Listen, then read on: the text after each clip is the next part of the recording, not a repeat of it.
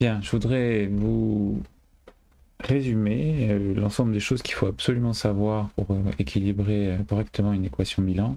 Il n'y a pas vraiment de secret, mais il y a des petites choses dont il faut être certain. Alors la première chose, on va regarder la première équation ici. Voyons CO plus O2 donne CO3 plus O4.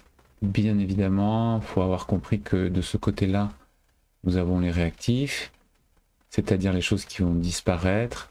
Et de ce côté-ci, nous avons les produits, c'est-à-dire les choses, et quand je dis les choses, on entend les espèces chimiques qui vont apparaître.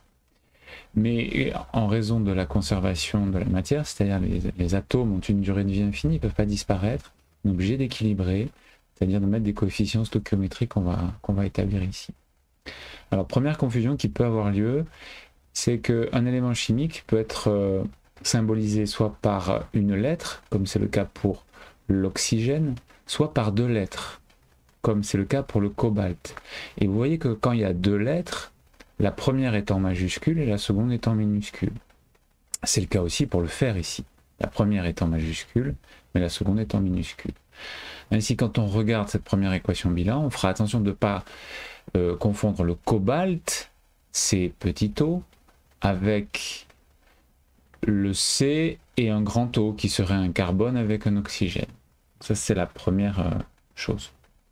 La seconde chose, c'est qu'on n'a absolument pas le droit de toucher aux personnages de l'histoire. Les réactifs sont les réactifs, les produits sont les produits.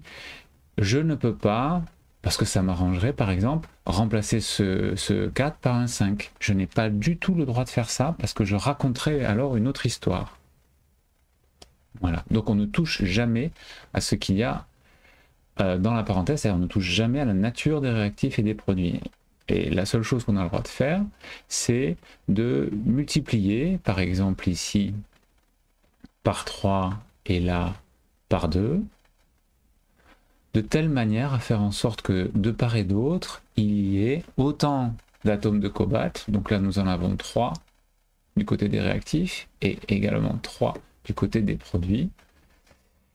Et l'oxygène, eh bien nous en avons 2 fois 2, hein, dans la molécule de O2 il y en a 2, on la prend 2 fois donc il y en a 4, et là ici nous en avons 4, vous avez compris tout ça.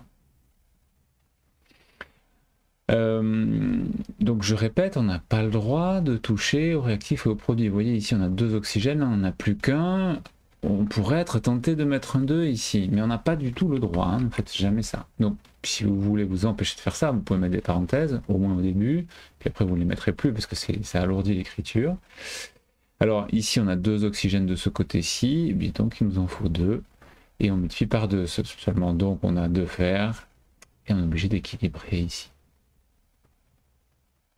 Quand on a une équation un peu plus complexe, eh bien, il y a une chose importante, c'est de repérer qu'ici, il y a un corps simple.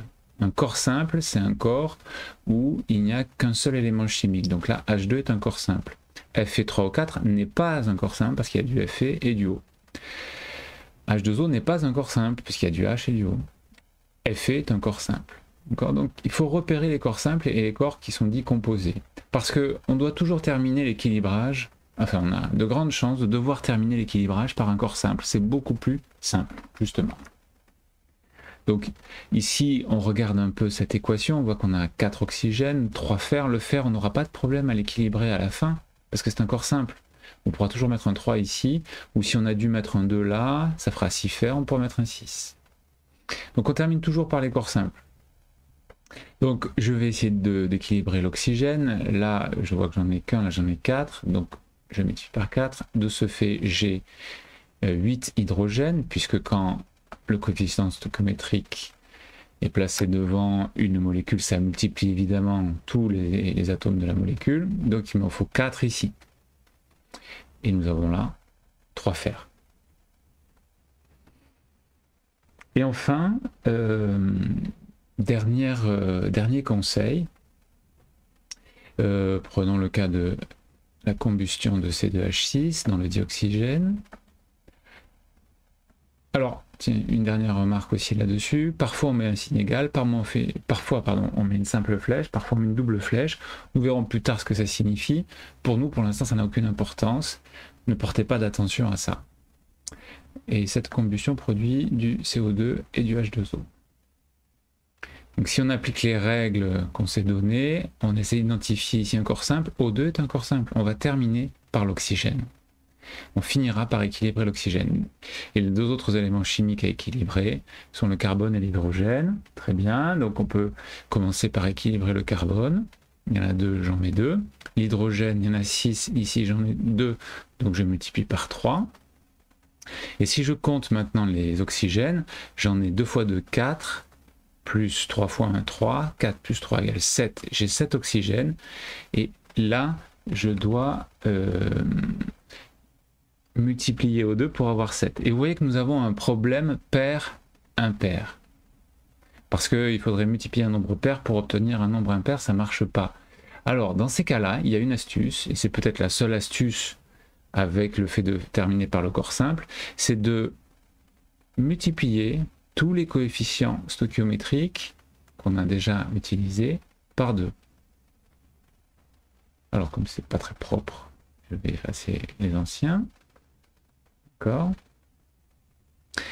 Si on fait ça normalement, et vous voyez que j'ai aussi multiplié ici celui qui valait 1, si on fait ça, eh bien normalement le carbone et l'hydrogène sont toujours équilibrés. Nous avons 4 carbones ici, 4 carbones là, et 12 hydrogènes, 12 hydrogènes. Mais maintenant on n'a plus 7 oxygènes, on en a 4 fois 2, 8, plus 6 fois 1, 6, 8 et 6, 14.